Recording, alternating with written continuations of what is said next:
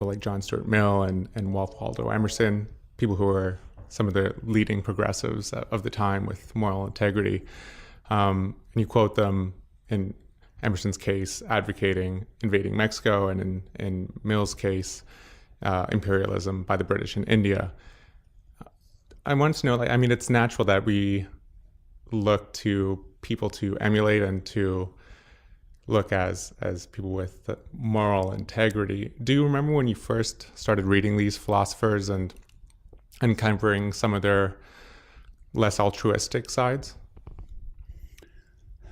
Somehow, since childhood, it's hard to read anything seriously and not to realize that the people you're reading, however much you admire them, are human beings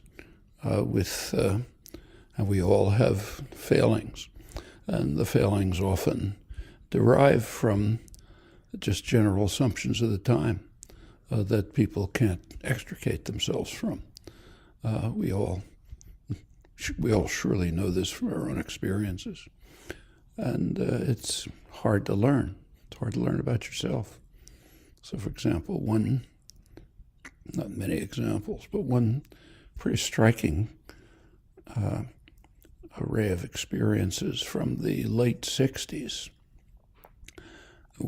had to do with the resistance against the war in Vietnam. The kids who were resisting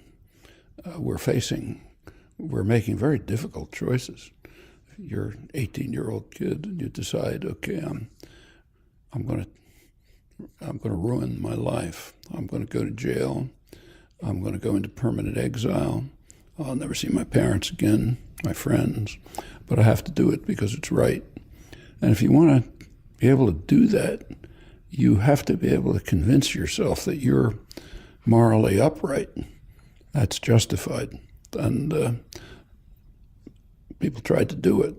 But you have to recall that was just the bare beginnings of the feminist movement.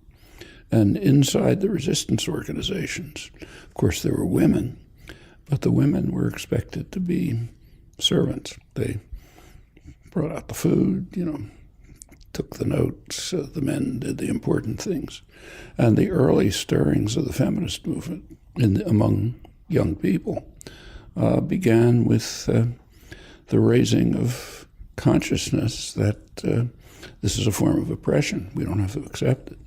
Well, at that point, young men who were, in fact, facing extremely dangerous and difficult decisions somehow had to come to the terms with the fact that they had never faced, that they too are oppressors. And that's hard. And it was true for them, particularly because of the extreme situation they were in, but it was true for everyone. Men just had never thought about the fact that they were oppressors. In fact, women had never much thought about the fact that they were oppressed. And when these things break into consciousness, you get a new perspective on yourself, and it can also often be pretty distressing.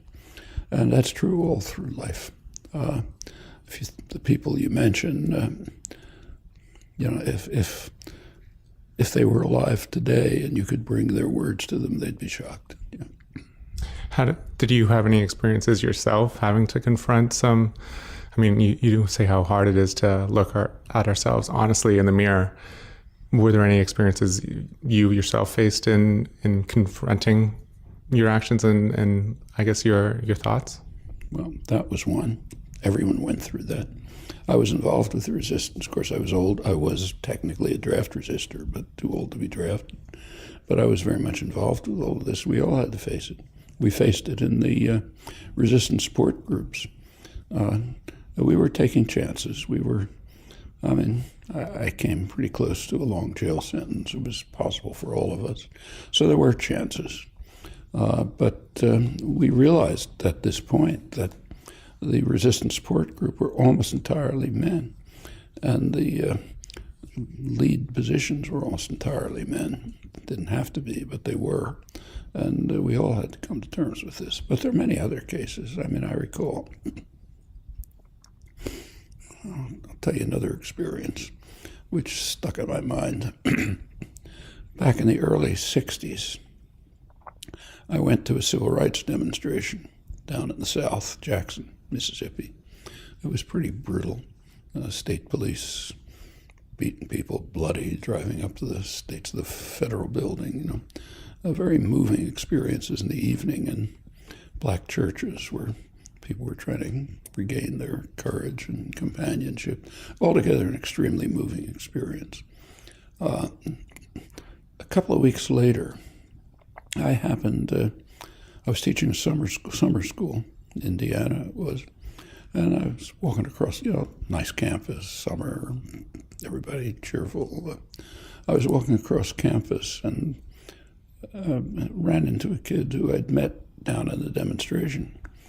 And we talked a little, and we just walked across the campus together and quietly. And all of a sudden he turned to me and he said,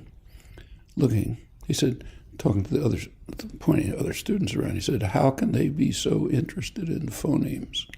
Meaning, how can they be working so hard on narrow technical questions when this is going on right before their eyes? And and it's true. How can you be? But we do it all the time, and we have to face it all the time if we're honest. Right this minute, and it's a hard realization, and it keeps coming back. So did that have an effect on you? Was this before you had dedicated yourself consciously to becoming an activist? Well, first of all, that goes back to childhood. I was an activist long before I got to college. There was, there was different things in the 1930s and 1940s. During the 50s, I kind of dropped out for a while. I was at college. I was married, had kids, family, got a job, which I never expected to get. And it was a pretty passive period. Nothing much was going on. Things should have been going on. There were a lot of awful things happening, but nobody much was paying attention to them. Even South Vietnam. The time to get involved in active protest against the war in Vietnam would have been maybe early 50s, not early 60s. That was much too late. By then, maybe 80,000 people had been killed, all kind of atrocities and so on. But in the early 60s, I came back into it again, mostly with the anti-war movement, partly civil rights, later other things. So it was revival, not beginning.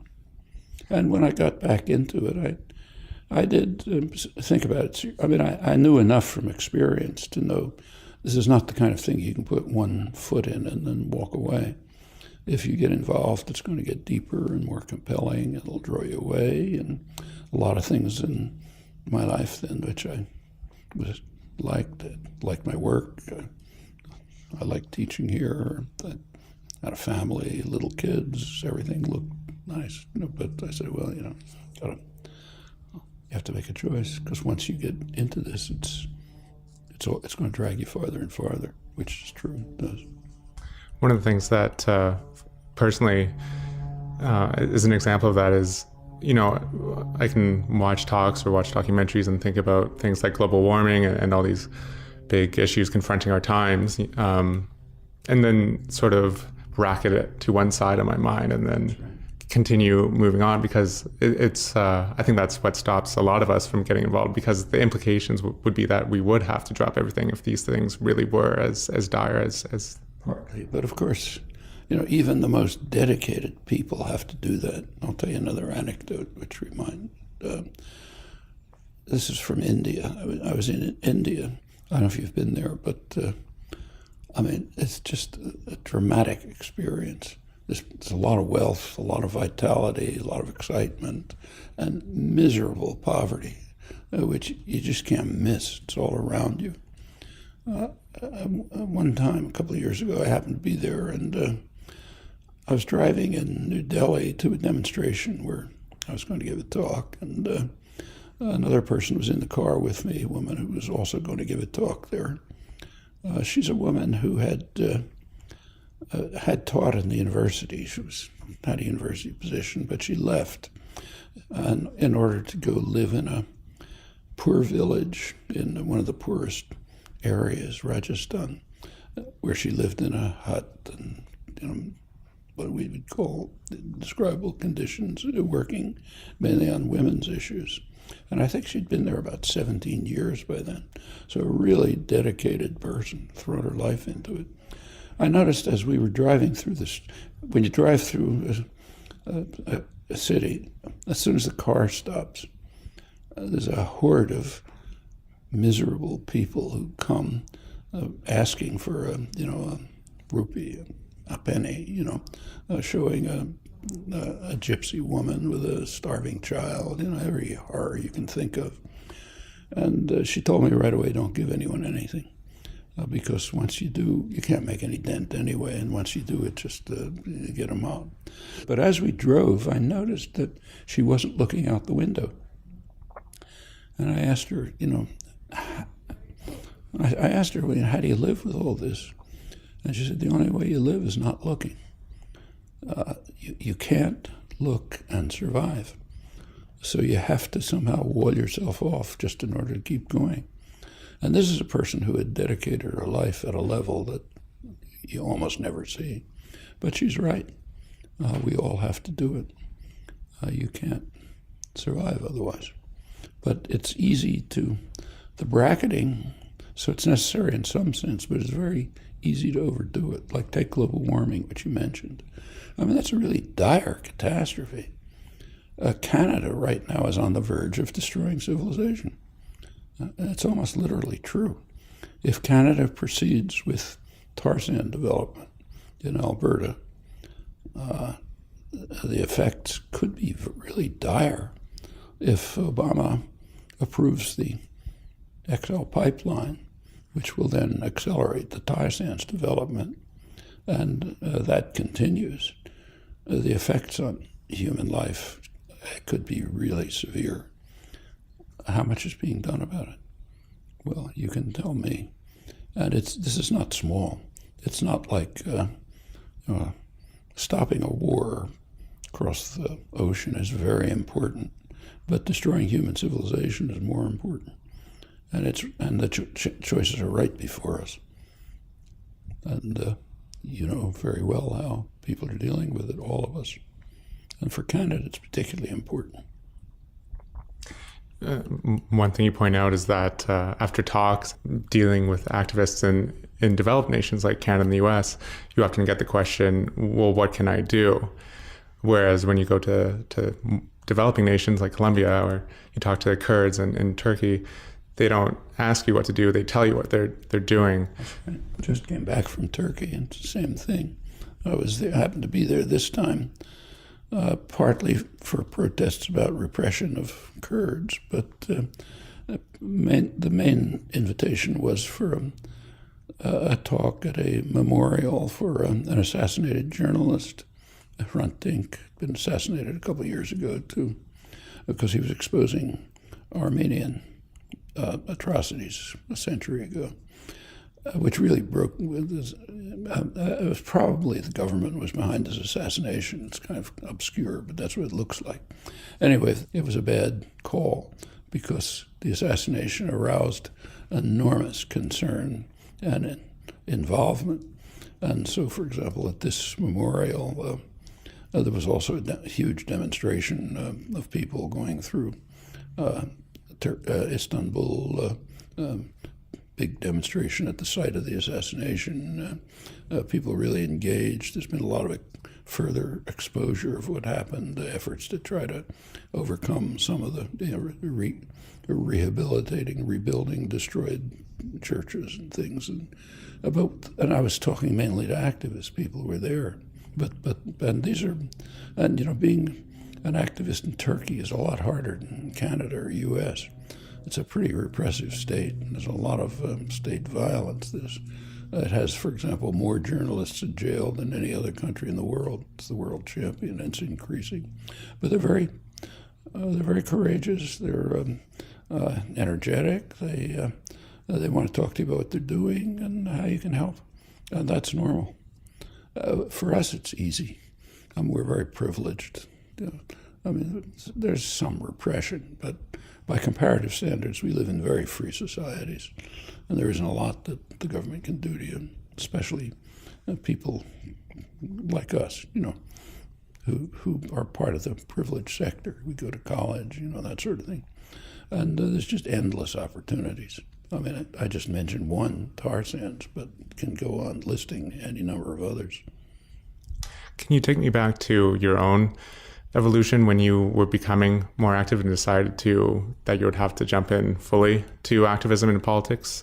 I guess how conscious was the decision, and what stopped you from doing it earlier? I mean, were you worried about being a rabble-rouser when you were a professor and giving up the comforts that came along with your life as a linguistics professor?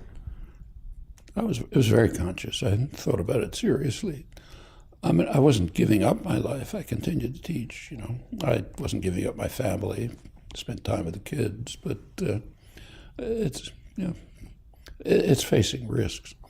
And within about 7 or 8 years, I was actually facing a long jail sentence, which I didn't anticipate specifically, but for what? For organizing resistance, which was technically illegal. I can't say it was repression. Was this the not paying taxes? Not paying taxes, I started earlier, in the year around 1965, I guess. And that could have led, and sometimes does lead to, a government reaction. Most of the time, they just take the money, basically. But the support for draft resistance was more serious. That meant openly defying laws regarded as crucial. And I wasn't by any means the only one to do it, but I was. Remember, I don't know if you recall the Spock trial. No. Well, one of the big trials was I was an unindicted co-conspirator and was named as the person who would be indicted in the next trial. Mostly the trials were kind of a joke. They didn't know what they were doing. But it was serious enough so that we had 3 kids by then. My wife went back to school after about a 16-year gap because we figured she'd probably have to take care of the kids. And but it's not like facing repression in a country like Turkey. We shouldn't exaggerate. It's like you go to jail, you're not going to be tortured, for example. And at first, the early stages, there was really not much to do. Support for the war was just overwhelming. I mean, the first talks I gave were literally in people's living rooms or in a church with 4 people or something. In fact, the first efforts to have demonstrations, public demonstrations here in Boston, which is a pretty liberal city, were just smashed by counter-demonstrators. There was a place in Boston for demonstrations, the Boston Common, traditional place for public speaking. It was kind of like Hyde Park in London, that sort of thing. And our first public demonstration there we planned for, actually it was October 65. It's about 4 years after the war started. South Vietnam was already half destroyed. But it was broken up violently with a strong support of the liberal press, supporting the smashing up of the demonstration. A couple of years later, and it continued like that, but a couple of years later, it developed into a mass movement. By late 67, 68, it was a substantial popular movement. What was the reaction of your fellow colleagues at MIT and professors? I mean, you're right that there isn't many risks that go along with becoming involved with politics and activism here in America and Canada, but it seems that, as you point out, the higher, more prestige and more recognition you've gotten from the system, because you have something to lose and just a sense of respect from your colleagues, it seems almost harder to give that up. There was plenty of support. I mean, not a small minority of the faculty were also seriously involved. In fact, oddly enough, the lab where the department was, electronics lab, was 100% supported by the 3 armed services. That was the main academic centers of anti-war resistance. Practically the whole faculty was either involved or sympathetic. Student body too, and others around the college. So it wasn't, not everyone participated directly, but there was a fair amount of sympathy. A lot of antagonism, but okay, live with that. So you didn't suddenly lose respect of your colleagues or anything like that? Many, yeah. Many because they just don't see why you're wasting time like this. It's different in different countries. I remember kind of one country that's kind of interesting is Japan. I've gone there fairly regularly since the early 60s. And there there was an activist, fairly militant group, but it just wasn't the kind of thing to do, like at the universities. You didn't do things like that. I remember Japan was one of the few countries I went to till recently where I wasn't asked to give political talks. I was asked to give technical talks on radio, newspapers, general audiences, and so on, which was okay. And I was occasionally asked to give a talk, but it was usually by expatriates from Australia or somewhere. And I remember one talk I gave to, this must have been the mid-'80s, probably about Central America, or something like that, was a couple of Japanese professors came, and they came mainly because they were curious as to why I was spending time on things like massacres and torture and terror when I could have been writing a technical paper on some problems that came up in footnote 4 of the latest. That's the inverse of this young guy I mentioned to you at the summer school in the early 60s. And that's a pretty standard attitude. Quite apart from not liking what you're doing, because people tend more or less reflexively to support the crimes of their own state. That's why they're mostly unknown. So, for example, they're literally unknown. There's very rarely a poll asking people to assess, say, the number of people killed in Iraq or Vietnam or something. But when the polls are taken, the results are utterly shocking. A tiny fraction of the reality, because people just have no sense of it. It's just too easy to protect yourself from it. You don't want to know things like that. You might know about a particular atrocity that makes the news, Bilai, Abu Ghraib, but not that these things are just footnotes to much worse atrocities. What sort of advice would you give to someone just trying to grapple with how the world really works and how power works when faced with the fact that, the New York Times doesn't necessarily talk about the crimes of the West, whereas all the crimes of who knows who, Cuba or things like that, get a lot of play. How do you start digging? I don't know if you can see a painting that's half hidden back there, but if you look at the painting afterwards, you'll see it's a painting of it depicts Archbishop Romero, who was assassinated while reading Mass, the angel of death hovering over him, 6 murdered Jesuit priests, leading Latin American intellectuals, their housewife and their daughter. Very graphic. I'll show it to you later. If anything like this was 1989, it was the end. It sort of almost brought to an end a bitter, violent U.S. war against the church in Latin America, and that's not an exaggeration. It started with Vatican II. Pope Ratzinger, who just retired today, yesterday he announced his resign. He was fighting the war from the Vatican side. He was the enforcer for the Vatican. But the U.S. Army was doing it on the American side, and they're proud of it. So if you read the talking points for the School of the Americas, which trains Latin American officers, they announce that they're with pride that the U.S. Army helped defeat liberation theology.